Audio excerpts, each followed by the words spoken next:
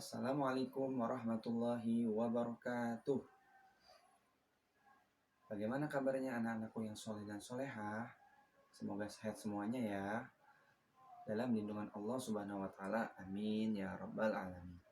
Baik, pada kesempatan kali ini, Bapak akan menyampaikan review atau mengulang kembali materi-materi PAI yang telah kalian pelajari selama semester genap. Baik, langsung saja ya. Kita mulai. Kita awali dengan membaca basmalah bersama. Bismillahirrahmanirrahim.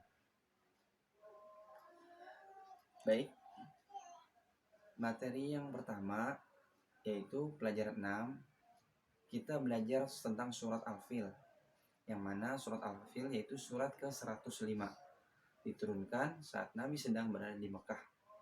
Nama Al-Fil diambil dari kata terakhir ayat pertama yang artinya gajah. Kemudian surat ini juga menceritakan tentang kegagalan pasukan tentara bergajah pimpinan Raja Abraha yang ingin menghancurkan Ka'bah, tempat ibadah umat Islam. Kemudian pada materi pelajaran ke-6 ini kita juga belajar tentang materi tajwid, yaitu idgham. Yang pada kesempatan kali ini kita bahas idgham bi gunnah dan idgham bila gunnah. Yang mana idgham ini artinya memasukkan, sedangkan gunnah artinya dengung, dan bila gunnah adalah tanpa dengung. Jadi idgham bi gunnah artinya memasukkan huruf dengan dengung, dan idgham bila gunnah memasukkan tanpa dengung. Baik, langsung saja, yaitu materi pelajaran ke-7.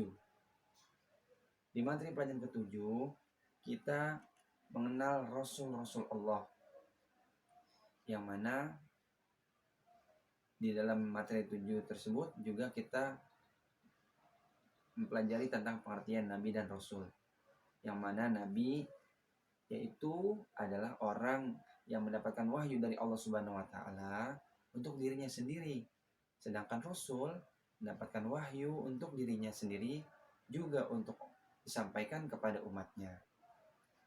Intinya, Nabi belum tentu Rasul, sedangkan Rasul sudah pasti Nabi. Kemudian, Rasul dipilih langsung oleh Allah Subhanahu wa Ta'ala. Tidak bisa seenaknya manusia mengaku-ngaku sebagai Rasul atas keinginannya sendiri. Kemudian, di materi pelajaran ke-7 kita juga mempelajari tentang tugas dan sifat-sifat Rasul. Tugas Rasul itu apa ya? Ada yang tahu? Ya, betul. Yaitu membimbing umatnya agar taat kepada Allah Subhanahu wa Ta'ala. Kemudian sifat-sifat Rasul yang wajib kita ketahui, yang pertama yaitu siddiq, yang artinya jujur atau benar. Kemudian yang kedua yaitu amanah, yang artinya dapat dipercaya. Berikutnya yaitu Rasul bersifat tabligh, artinya menyampaikan. Sedangkan yang keempat, Rasul bersifat fatonah, yang artinya cerdas, pandai, dan bijaksana. Baik, lanjut materi berikutnya yaitu Rasul ulul azmi. Sebagaimana kita ketahui, ulul itu artinya mempunyai atau memiliki, sedangkan azmi artinya keteguhan, yang berarti ulul azmi artinya memiliki keteguhan atau tekad. Kemudian Rasul yang bergelar ulul azmi itu jumlahnya ada 5, yaitu Nabi Nuh, Nabi Ibrahim, Nabi Musa, Nabi Isa alaihissalam, dan yang terakhir yaitu Nabi Muhammad SAW. Nabi Nuh kita kenal dengan kisah membuat kapal raksasa, perahu raksasa untuk menyelamatkan umatnya yang membangkang, bahwa akan terjadi bencana banjir, tapi umatnya tidak ada yang percaya. Maka Nabi Nuh membuat perahu yang besar. Dan dikisahkan juga anaknya yang bernama Kan'an membangkang dan tidak bisa terselamatkan juga, walaupun orang tuanya Nabi Nuh adalah nabi. Kemudian Nabi Ibrahim dikenal sebagai Abul Anbiya atau bapak daripada para nabi. Kemudian Nabi Musa dikenal pada saat itu dengan kisah dengan Raja Fir'aun. Kemudian Nabi Isa dikenal dengan nabi yang tidak memiliki ayah, hanya memiliki ibu, yaitu Siti Maryam. Kemudian Nabi Muhammad SAW, Nabi umat Islam. Ya, lanjut. Nabi Muhammad SAW sebagai Rasulul Lazmi. Sejak muda Nabi Muhammad terkenal dengan kejujuran, tabah, sabar, dan bertanggung jawab. Bekerja keras sehingga beliau juga diberi julukan Al-Amin, artinya terpercaya. Nabi Muhammad sering diancam akan dibunuh oleh kaum kafir Quraisy. Nabi Muhammad bukanlah sosok yang pendendam, karena Nabi memiliki sifat pemaaf. Kemudian juga pada karakter sifat Nabi Muhammad, beliau juga sangat menyayangi anak yatim. Bahkan kata Nabi, barang siapa yang memelihara dan mengasuh anak yatim, maka kelak mereka akan masuk surga bersama dengan aku atau bersama dengan Nabi Muhammad SAW. Kemudian materi selanjutnya itu Rasul terakhir adalah Nabi Muhammad SAW. Oleh karena itu disebut Khatamul Anbiya atau penutup para nabi dan rasul. Kemudian lanjut materi berikutnya yaitu penerapan sikap terpuji para rasul. Bagaimana cara menerapkannya? Yaitu yang pertama, kita harus yakin bahwa risalah yang dibawa oleh Rasul berasal dari Allah, bukan keinginan mereka sendiri, dan meyakini apa yang diajarkan semuanya mengarah kepada kebaikan. Berikutnya, kita dituntut untuk mengamalkan syariat yang telah diperintahkan, khususnya disampaikan oleh Nabi Muhammad SAW, dan meyakini syariat-syariat Nabi sebelumnya. Kemudian, berikutnya yaitu hikmah beriman kepada Rasul-Rasul Allah Subhanahu wa Ta'ala adalah sebagai berikut. Apa aja ya? Yang pertama, yaitu kita memiliki kejujuran. Yang kedua, dengan beriman kepada Rasul-Rasul Allah, kita juga berani dalam berdakwah, mencontohkan para nabi dan rasul. Kemudian, dengan beriman kepada Rasul, menambah ketakwaan kita kepada Allah Subhanahu wa Ta'ala. Dan yang terakhir, dengan beriman kepada Rasul, kita menjadi sabar dalam menghadapi musibah, mencontohkan Nabi, dan syukur dalam menerima nikmat dari Allah Subhanahu wa Ta'ala. Baik, materi selanjutnya yaitu pelajaran 8. Materi pelajaran 8 ini berisikan tentang materi hidup sederhana dan ikhlas. Kemudian arti hidup sederhana dan contohnya. Baik, yang pertama hidup sederhana. Hidup sederhana apa sih? Hidup sederhana itu adalah hidup tidak berlebihan. Sederhana adalah hidup di antara berlebihan dan kikir. Jadi sederhana itu tengah-tengahnya ya. Jadi bukan berlebihan atau kikir. Berlebihan apa sih? Berlebihan itu boros. Sedangkan kikir artinya pelit atau terlampau hemat. Kemudian keuntungan hidup sederhana apa aja ya? Ternyata banyak loh. Yang pertama, mengamalkan ajaran agama atau perintah Allah. Kemudian dengan hidup sederhana, dia telah mampu melawan godaan setan yang senang dengan sifat boros. Kemudian dengan hidup sederhana, hidup kita menjadi lebih tenang. Baik, materi selanjutnya itu tentang ikhlas. Ikhlas dalam beramal. Ikhlas artinya bersih, jernih, atau murni. Dalam pengertian agama, ikhlas adalah menjalankan semua perintah Allah Subhanahu wa Ta'ala dan Rasulnya dengan niat hanya untuk beribadah dan mengharap ridha Allah Subhanahu wa Ta'ala. Kemudian, beramal artinya apa? Melakukan perbuatan baik. Semua perbuatan baik yang dilakukan dengan ikhlas menurut ajaran Islam akan mendapat pahala. Nah, lalu bagaimana sih ciri-ciri orang yang ikhlas itu? Ciri-ciri orang ikhlas yang pertama, beramal dengan sungguh-sungguh tanpa mengharapkan ketenaran dan pujian.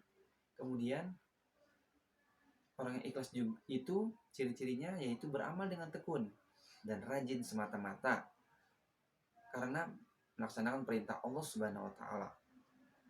Tentu ada yang memuji, namun itu bukan tujuan. Kemudian, ciri-ciri orang yang ikhlas yaitu tidak menceritakan atau tidak memamerkan amalnya kepada orang lain. Kemudian, ciri yang berikutnya yaitu orang ikhlas tidak pernah mengeluh. Dan masih banyak lagi ciri-ciri yang lainnya. Baik, kita langsung masuk ke materi pelajaran 9. Indahnya sholat tarawih dan tadarus Al-Quran. Yang berisikan materi yang pertama, keistimewaan bulan Ramadan, sholat tarawih dan tadarus Al-Quran. Keistimewaan bulan Ramadan. Apa aja sih keistimewaan bulan Ramadan? Yang pertama, Allah Subhanahu wa taala berikan pahala loh yang berlipat ganda khusus di bulan suci Ramadan. Kemudian keistimewaan yang lainnya yaitu bulan Ramadan adalah bulan diturunkannya Al-Quran. Tepatnya pada tanggal 17 Ramadan. Pada saat Nabi Muhammad sedang berkholwat atau menyendiri di Gua Hirah di kota Mekah. Wahyu yang pertama berisikan surat Al-Alaq dari ayat 1 sampai dengan 5. Yang ayat pertamanya berbunyi Iqra. Lanjutannya Bismi rabbikal ladzi khalaq khalaqal insana min 'alaq. Iqra wa rabbukal akram alladzi 'allama bil qalam 'allamal insana ma lam ya'lam. Ya. Kemudian lanjut lagi keistimewaan bulan Ramadan yang terakhir yaitu pada bulan Ramadan terdapat malam Lailatul Qadar. Malam yang lebih mulia dari 1000 bulan. Apa sih Lailatul Qadar itu? Lailatul Qadar itu artinya malam kemuliaan. Yang pada malam itu ribuan malaikat turun ke muka bumi ini untuk mengurusi urusan-urusan manusia yang pada saat itu beribadah dengan keikhlasan dan sepenuh hati. Baik, di materi selanjutnya kita mempelajari tentang sholat taraweh. Sholat taraweh asal kata dari roha yang artinya istirahat. Karena itu, sholat taraweh dilaksanakan secara santai dalam waktu yang panjang. Kemudian, sholat taraweh hanya ada pada bulan Ramadan ya. Di bulan-bulan yang lain tidak ada sholat taraweh. Kemudian, jumlah sholat taraweh ada lebih banyak daripada sholat lain. Yakni, berapa ya? 8 rakaat, betul. 8 rakaat dan witir 3 rakaat. Yang berjumlah menjadi 11 rakaat. Ada pula yang mengerjakannya dengan bilangan jumlah tarawih 20 rakaat dan witir 3 rakaat. Sehingga berjumlah menjadi 23 rakaat. Kemudian, cara mengerjakan sholat tarawih sama dengan sholat sunnah lainnya. Yang membedakan adalah niatnya. Baik, lanjut ke materi berikutnya yaitu tadarus Al-Quran. Tadarus bermakna membaca Al-Quran secara bersama-sama, satu dengan yang lainnya. Satu orang membaca, yang lainnya menyimak. Jika terjadi kesalahan baca, maka segera dibetulkan. Di bulan Ramadan ini, tadarus Al-Quran sangat dianjurkan loh. Baik, selanjutnya yaitu dan dalam tadarus Al-Quran atau dalam membaca Al-Quran, jangan lupa kita harus memperhatikan adab-adabnya. Apa aja sih adab-adabnya? Yang pertama, yaitu kita jangan lupa berwudu. Kemudian, dalam membaca Al-Quran kita juga harus menutup aurat.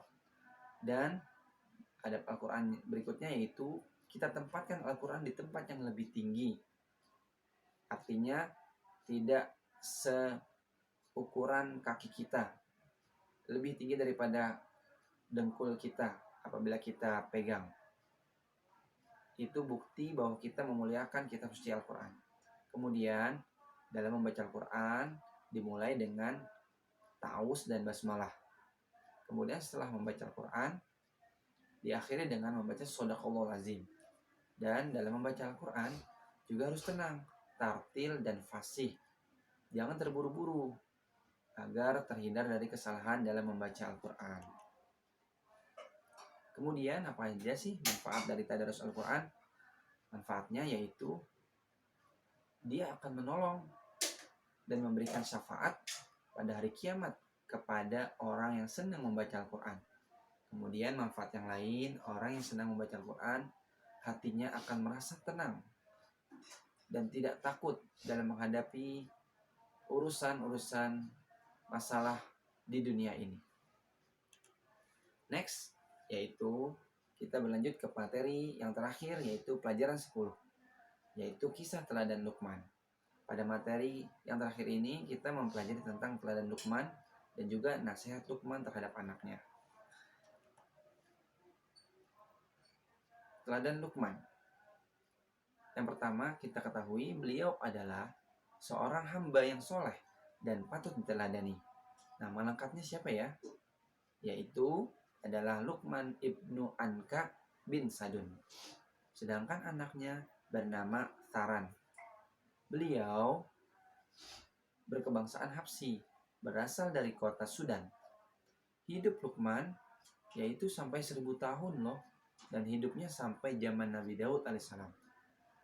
Kemudian kita ketahui juga Luqman bukan seorang nabi ataupun raja, namun beliau memiliki akhlak yang mulia. Pekerjaannya tukang kayu, pengembala kambing, dan pernah juga menjadi hakim pada zaman Nabi Daud alaihissalam. Kemudian materi yang selanjutnya yaitu nasihat Luqman terhadap anaknya. Poinnya yaitu yang pertama, jangan musyrik atau menyekutukan Allah. Kenapa? Karena musyrik atau menyekutukan Allah adalah salah satu daripada dosa besar kepada Allah Subhanahu wa taala.